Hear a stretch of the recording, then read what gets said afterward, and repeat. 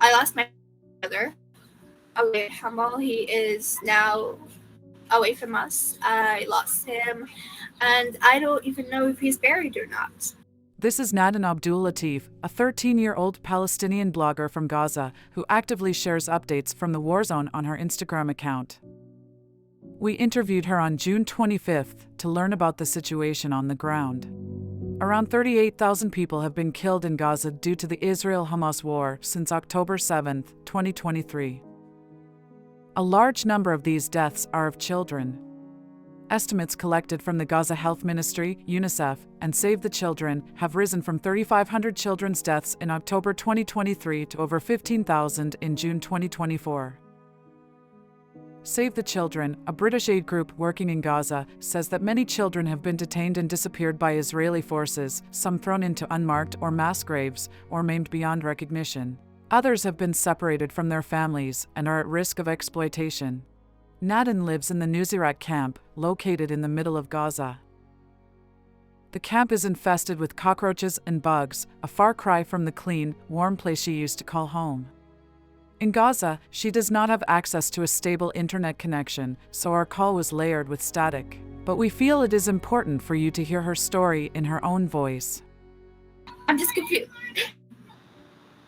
I'm also confused on why they did this to us. I mean, we're human beings. They destroyed places around us. They've killed us. I've lost more than just one person from my family. I've lost my uncle, my cousin. I lost my other aunt. I lost my other aunt. Why? I'm completely traumatized by everything that is happening to me. And yet I'm still here trying my best to be strong and share our message to the world. Like thousands of other Palestinian children, Naden has had to face profound and multifaceted losses due to the ongoing conflict. Many have lost family members, homes, and even their own lives. Living in a war-torn environment also means a constant state of fear and insecurity, hindering their development and well-being.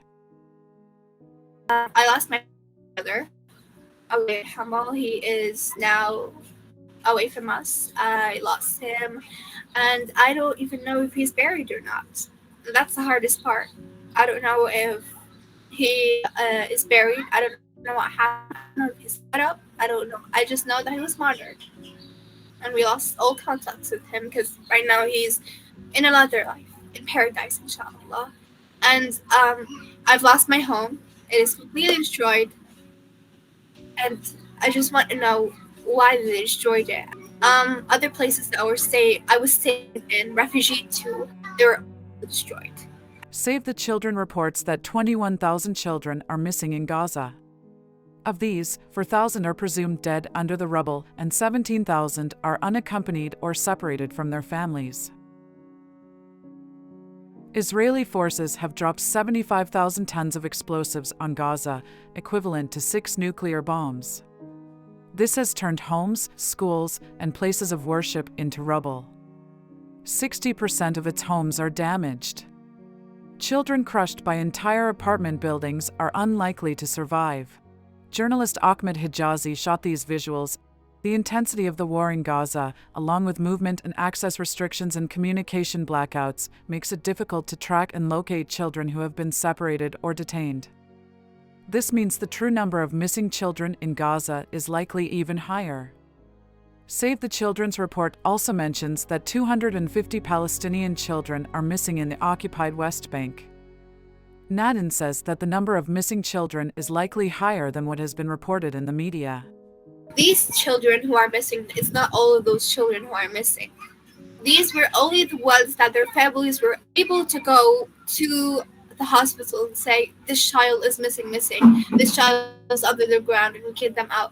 These are the only families. There are more out there, more families who aren't able to go and say, oh, my child is missing, oh, my child was gone, oh, my child was martyred. Please talk about them. Sure, there are lots of families like that, and I'm one of those families. I'm one of those families who my brother was martyred and is not counted from the ones who are counted. So this shouldn't be happening. These missing children who are now about 20,000 shouldn't be happening. Imagine these children were your children. That's all I gotta say. In Gaza, thousands of families wait for news that never comes. Psychologists refer to this mental condition as ambiguous loss. Ambiguous loss occurs when someone important to you is missing, but there are no clear answers about their fate. When a loved one dies, the sadness and trauma are profound, but the finality allows for the start of healing. In contrast, ambiguous loss keeps people in a state of confusion, doubt, and constant fear due to the lack of answers. This is Dr. Pauline Boss, a professor emeritus at the University of Minnesota. In the 1970s, she coined the term ambiguous loss, and she has been practicing as a family therapist for 45 years. It's an unclear loss. It's a loss that has no proof of the person being dead or alive. So the family left behind has no death certificate, it has no proof, it has no data to help them decide if their loved one is dead or alive, gone forever, or coming back. According to Jonathan Cricks, UNICEF State of Palestine Chief of Communication, who visited Gaza earlier this year, more than half of the 12 children he met had lost a family member in this war. That was 6 months ago, and things have only gotten worse since then. Dr. Boss also compares this overall situation with both Israeli and Palestinian children suffering to the World War II Holocaust. Impact is horrendous, and it will not just be lifelong. It will again be like the Holocaust, have a negative effect across the generations. By that I mean trauma that will be passed on cross-generational. It is so horrible, I can't describe what these people must be going through. From the children's point of view, they will be totally frightened, traumatized. I mean, the trauma will be great for the children because they will be torn away from the circle of safety they have been accustomed to, whether it be family, mother, father, or community, or school and friends. I work closely with the International Committee of the Red Cross and Red Crescent, and other NGO organizations. And what we're finding is that the enemy likes to kidnap and disappear people because it hurts more than killing them. Despite the dire need, children remain cut off from psychosocial care. Before the latest escalation, over 500,000 children in Gaza were identified as needing mental health and psychosocial support. Now, every child has been exposed to deeply distressing events and trauma marked by widespread destruction and displacement. I have 2 friends that were martyred, and they were from my school.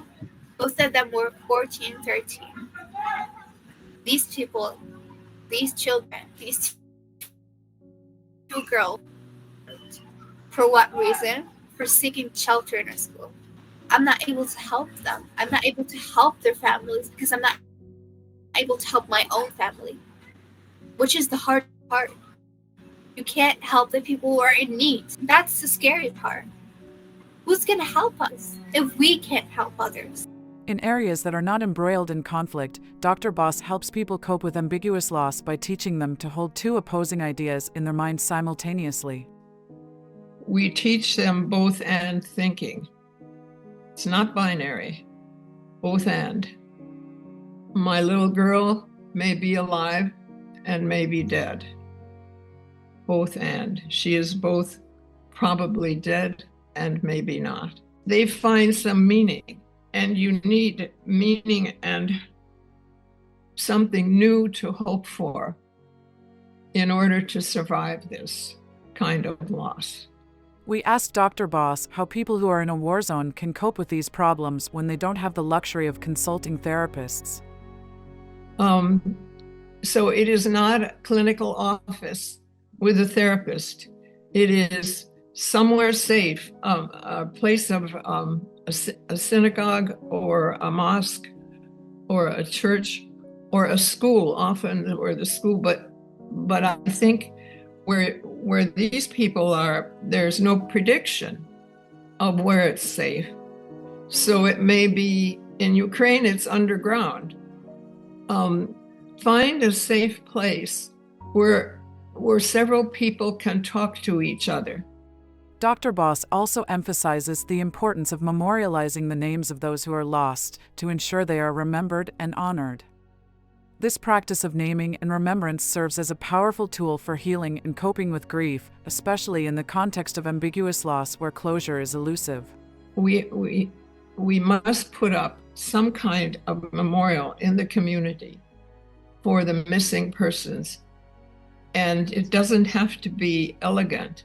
What it has to have is the names. It must have their names, so we know they have been here on this earth. Many artists and activists have already embraced this act of memorialization for children who have been killed in the war. Taysir Barakat's art installations often reflect the pain and resilience of the Palestinian people. A community art project titled Birds of Gaza gets participants to create a unique handmade bird for each child killed in the war. And Yael Jamina visualizes each Palestinian child on a canvas as a poppy or a dot to illustrate the scale of the massacre. Her poignant work highlights the enormity of the loss and the individuality of each life as the conflict continues and all names are not yet available. Dr. Boss believes the practice of naming and memorializing missing children is important too.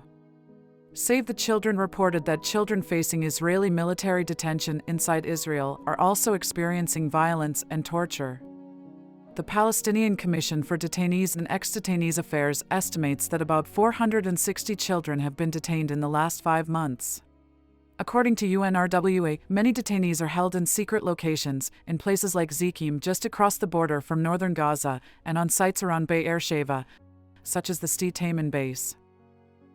They are forcibly transported to Israel and subjected to extreme physical, psychological, and sexual violence. UN experts have also found bodies of children in Gaza who were tortured and some who were buried alive. The threat of disease is also rising every day. Many water, sanitation, and hygiene facilities have been damaged or destroyed. Displaced children and their families cannot maintain the hygiene needed to prevent disease and chronic diarrhea, a leading killer of young children. In March, UNICEF reported famine in Gaza, with households skipping meals daily. According to the Integrated Food Security Phase classification, almost all of Gaza will face worse levels of food insecurity in the upcoming 3 months, and nearly 500,000 people are at risk of starvation.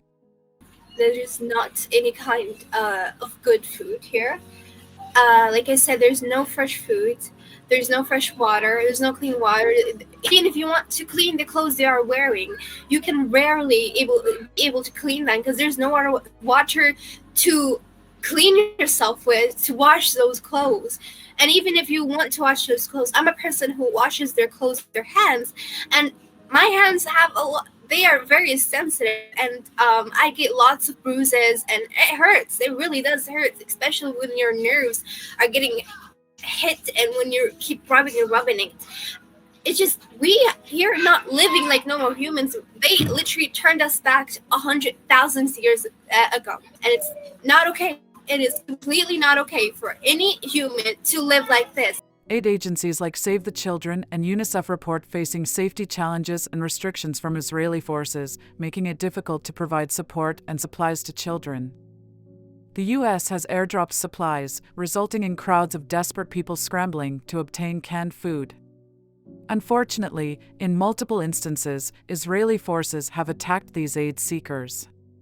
One such instance is known as the Flower Massacre, which occurred on February 29th when Israeli forces opened fire on civilians waiting for food by an aid truck on Al-Rashid Street in Gaza.